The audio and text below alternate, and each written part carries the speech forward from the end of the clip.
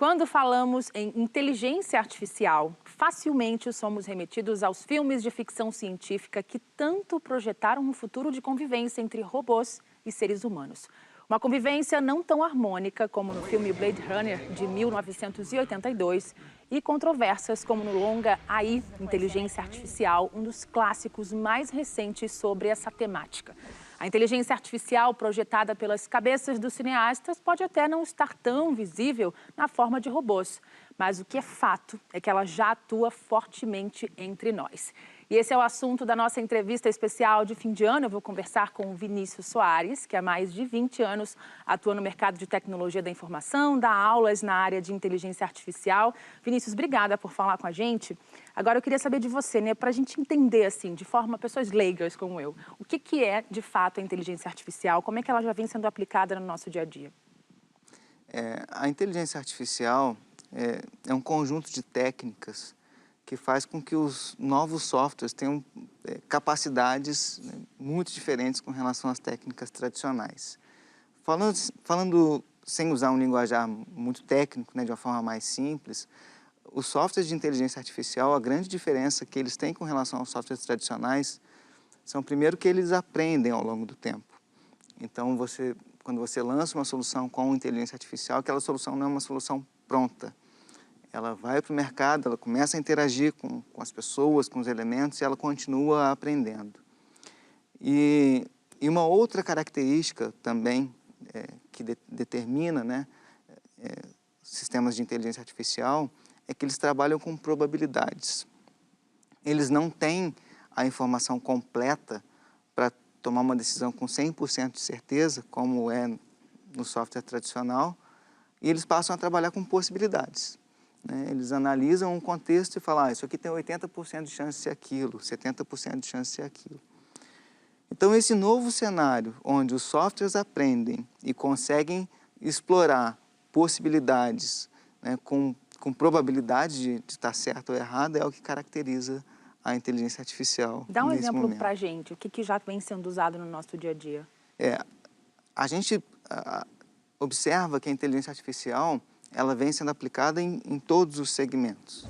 A gente não tem ainda uma inteligência artificial, né, humanoide, como a gente nos falou robôs. dos filmes aqui, né? Isso, que é o que a gente chama de inteligência artificial geral, né, que sabe de tudo. Tem o Ex Machina também, que é um filmaço, né? Mas a gente tem diversas inteligências artificiais especializadas na área de saúde, na área de educação. Vamos dar alguns exemplos, né? Em saúde, a gente tem uma solução brasileira que eu admiro muito, que é o caso da Laura Networks. É uma inteligência artificial que é capaz de prever em tempo real, dentro de um hospital, quais pacientes correm risco de apresentar sepse ou não, gerando alertas para os médicos. Na educação que eu comentei, o Duolingo, ele é capaz de bolar uma experiência de aprendizagem específica para cada aluno, de acordo com a forma que esse aluno interage no chatbot. O Duolingo, só para a gente explicar, é um aplicativo, né, de ensino de idiomas, para quem quiser, está ali disponível. E você falou de saúde, tem uma plataforma também chamada Watson, né, que é criado pela IBM, capaz de diagnosticar câncer com um índice de 90% de acerto, ou seja, comparado com 5% de acerto dos médicos, digamos assim. Esse estudo, para mim, ele é emblemático, porque ele representa quanto que uma solução bem desenvolvida ela pode impactar na qualidade de vida das pessoas, né? É uma solução da IBM que se chama Watson for Oncology e foi feito, inclusive, um estudo científico num hospital indiano. Ao longo de um ano, eles colocaram uma junta que variava de 12 a 14 médicos e tanto os médicos quanto o sistema da IBM, eles analisaram 1000 casos ao longo desse um ano. E 90% das vezes o Watson deu o mesmo diagnóstico e prognóstico que a junta médica deu. Aí a gente fala assim, mas ele errou 10% das vezes, né? Tudo bem, são 10%, são 100 casos, são 100 pessoas, isso é relevante. Agora, se a gente comparar um sistema desse com um médico generalista, um clínico geral, que está atendendo lá no interior do país, né, e pensar que ele erraria muito mais do que o Watson, e que o Watson pode ser uma ferramenta de apoio para esse clínico geral, a gente passa a olhar que a gente vai pular de um percentual de acerto, né, muito baixo, né, da casa aí, percentual muito baixa, para a casa de 90%, que é um ganho muito significativo. Né? Acho que para a saúde das pessoas, na prática, isso não tem explicação. Ainda falando no campo da saúde, tem um nome que já é super conhecido desse universo de tecnologia, de futurismo, que é o Ray Kurzweil. Me corrija se o sobrenome estiver errado. É isso mesmo. É isso mesmo. É isso mesmo. Ele já vem estudando isso há muitos anos, é engenheiro do Google, inclusive ele fala até sobre o implante de um computador no cérebro, na verdade, para substituir neurônios que teriam sido atingidos pelo mal de Parkinson e outras doenças também. Isso será possível, de fato? Porque o Kurzweil já vem fazendo muitas previsões, algumas deram certo e outras não, né? Esse assunto da prótese de memória eu acho encantador. Primeiro porque, se a gente for olhar hoje, a gente já usa uma memória externa, né? Os nossos smartphones são uma memória externa. Se na década de 90 a minha mãe não soubesse o número do telefone da minha casa, ela seria uma mãe desnaturada, né? Hoje eu não sei o número do telefone dos meus filhos. Eu também não né? sei. Isso é absolutamente natural. Por quê? Porque a gente tem uma memória externa. Eu posso te perguntar alguma coisa sobre a história da Europa ou do Brasil e você não tem esse conhecimento, mas em 10 segundos você faz um Google e me responde. A questão é que essa memória hoje ela está fora, né? E é natural que ela vá para dentro do cérebro no formato de implantes. O assunto de implantes é um ramo, né, da saúde que tem sido muito discutido e tem se desenvolvido muito rapidamente. Já foram feitos testes com sucesso do ser humano conseguir armazenar memórias em um dispositivo externo conectado ao cérebro. Então, a gente já é capaz, por exemplo, para tratamento de doenças degenerativas, onde você perde a memória de curto prazo, nesses testes, você já consegue ver demonstrações com sucesso de o que você está enxergando agora, você conseguir salvar numa memória externa para passar a ter de novo uma memória de curto prazo. Fascinante, né? Para isso vir para dentro é uma questão de tempo. Com certeza, não tem como não dizer, não tem outra palavra que não seja fascinante. Agora, uma outra aplicação da inteligência artificial no nosso dia a dia estaria na agricultura, né? Na internet das coisas. Queria que você explicasse um pouco mais para a gente como é que ela já está funcionando, o que falta ainda no nosso dia a dia aqui, especialmente o Brasil, né? Que trabalha muito, tem grande parte do lucro vindo das fazendas. A Price Waterhouse, ela mapeou 8 tecnologias disruptivas que combinadas, né, têm um potencial muito grande. E quando a gente fala de agricultura, tem uma combinação de algumas delas que são muito significativas, né? Quando a gente pega internet das coisas, a gente pega drones e robótica, que são assuntos correlatos, e inteligência artificial, a gente passa a ter um arcabouço tecnológico muito versátil. Existem estudos, aqui no Brasil tem aplicações, já tem muita startup desse segmento, né, do agro, que tem sido muito deslumbrado, combinando com drones. Lá fora, existem estudos científicos focados no dimensionamento do uso de pesticidas, né, a fração ideal para cada planta. Trabalhar com precisão, então. Com precisão. Né? Então, você, através de análise de imagem, você consegue perceber qual planta precisa de qual tratamento. E, ao invés de sair, né, borrifando aqueles toneladas de pesticida, você vai lá e aplica localmente em cada planta. Tudo bem que os estudos científicos são feitos dentro de estufa ainda, né? E quando você fala de desafios, né, no Brasil com a agricultura, quando a gente fala de automatizar nessa larga escala geográfica, a gente acaba tendo desafios de custos, por conta de hardware e essa coisa toda. Agora, a gente tem um desafio também no Brasil que é de capacitação. Hoje, as principais, se a gente for olhar em termos globais, né, as principais potências, quem está na frente com soluções dessa natureza são os Estados Unidos e China.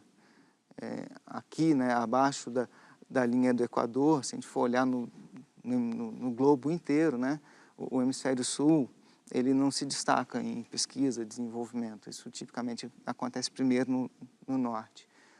Por isso, inclusive, que eu abracei esse desafio de capacitação, né, de levar para as pessoas conhecimento, de levar para as pessoas tecnologia, para que a gente possa, como país, né, se manter competitivo e também no nível das pessoas, né, as pessoas se manterem empregáveis, se manterem gerando renda para suas famílias.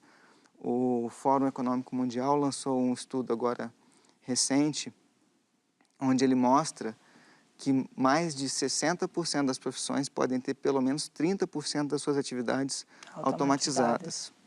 Então, assim, fazendo conta de padeiro aqui, isso quer dizer que para 60% das profissões a gente poderia tirar 30% da força de trabalho. Então, o impacto no mercado de trabalho é muito significativo. Então, essa é uma preocupação, acho que grande, né? Porque, por exemplo, com a chegada da inteligência artificial geral, que é assim que o próprio Kurzweil trata, né? Que seriam tão inteligentes quanto os seres humanos, a gente corre, então, esse risco de perder as pessoas nas suas posições de trabalho? Ou você defende que, atualizando essas pessoas, trazendo essa conexão delas com a inteligência artificial, você consegue equilibrar essas perdas de postos de trabalho? Historicamente, a gente pode traçar paralelos com as revoluções industriais anteriores. A gente tem características especiais no momento que a gente está vivendo, porque as coisas estão mudando muito mais rápido do que foram no passado. Agora, a gente diz que esse momento que a gente está vivendo é a quarta revolução industrial. Então, houveram 3 antes. Nas 3 anteriores, o que aconteceu tipicamente? Você tinha, num primeiro momento, uma redução na quantidade de postos de trabalho, realmente um momento de abundância para quem era fornecedor e estava surfando a onda da nova tecnologia, mas um momento de dificuldade para quem ainda estava no modelo antigo. Até que essa curva ela vira e você tem um momento futuro onde você tem mais emprego, você tem empregos de maior qualidade, você aumenta a qualidade de vida, você aumenta a renda das pessoas. O desafio é vencer esse vale, essa transição.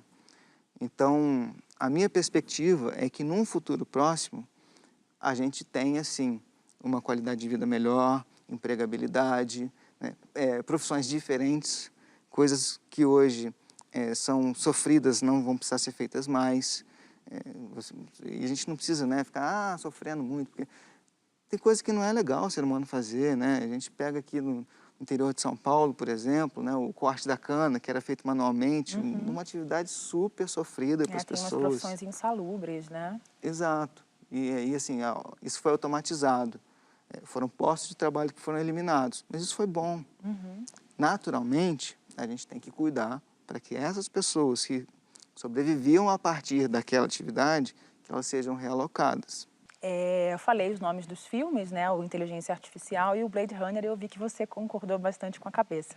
O quanto que a gente está próximo disso? O próprio Kurzweil, eu insisto no nome dele porque ele é engenheiro do Google, é um homem bastante presente, já faz isso há muito tempo. Ele tem uma projeção de que até o final desse século, ou um pouco antes, a gente teria já máquinas tão potentes quanto o cérebro humano. O quanto a gente está próximo disso? Eu vou começar respondendo com o que já é fato e evoluir para o que é previsão. Quando a gente pega esses filmes de IA,